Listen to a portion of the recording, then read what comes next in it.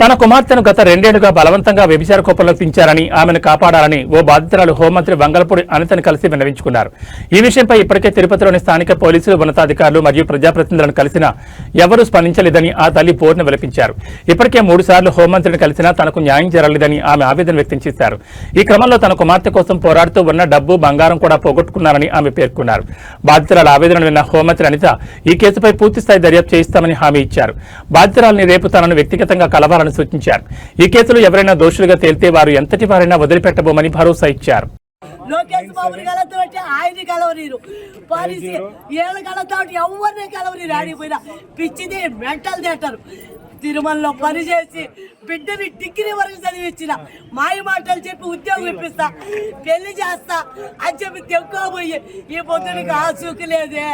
తిరిగి తిరిగి తిరిగి దుర్గమ్మ దర్శనం చేసి పొద్దున్న లేచి పవన్ కళ్యాణ్ కలుద్దామని ఇక్కడికి వచ్చిన హోంమంత్రిని 3 సార్లు కలిసిన చేస్తా వీళ్ళు అనేది. ఇప్పుడు వరకు నా బిడ్డలు ఆసూకే లేదు. దయచేసి నా బిడ్డలు వ్యభిచారం వచ్చి బయట పెట్టండి. దయచేసి నా బిడ్డను ఉద్యోగం ఇప్పించి పెళ్లి చేయండి. నా కాడికి రాకుండా పర్వాలేదు. నా బిడ్డ ఆడున్నా బాగుండా డ్రగ్స్లకి, మందులకి అలవాటు చేయొద్దు అని మీకు దండం పెడతా. సీఎం సారు వ్యభిచారం తిరుపతిలో ముమ్మరంగా నాలాంటి పేదవాళ్ళ పిల్లకాయలందరూ దిక్కుపోయి వ్యభిచారం పెడుతున్నారు. నా బిడ్డను మాత్రం కాపాడుతండ్రి. నేను కష్టపడుతున్నా తిరుమలలో. నాకు ఇదిగా ఈ బిడ్డను కూడా మీరే చదివించండి. ఈ బిడ్డని కూడా చదివించండి. సీఎం సారు మీకు దండం పెడతా. మీకు నారావారి పల్లికి వచ్చిన కలిసిన ఆడ పోలీసులు నన్ను భయపెట్టారు. సీఎం సార్కి చెప్పొద్దు. ఇది 7 అమ్మారు వీళ్ళందరూ చంపేస్తున్నారు.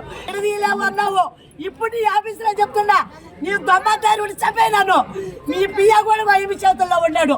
చంపేయండి, అందరూ కలిసి చంపేయండి. మా ఎమ్మెల్యే ఇద్దరు దిక్కుపోయాయి.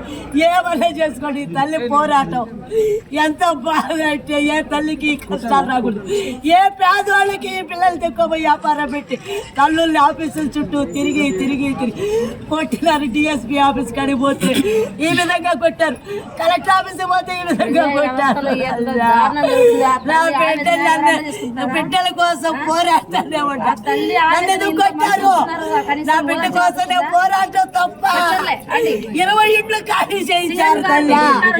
20 ఇండ్లు ఖాళీ చేయించారు. 20 ఇండ్లు.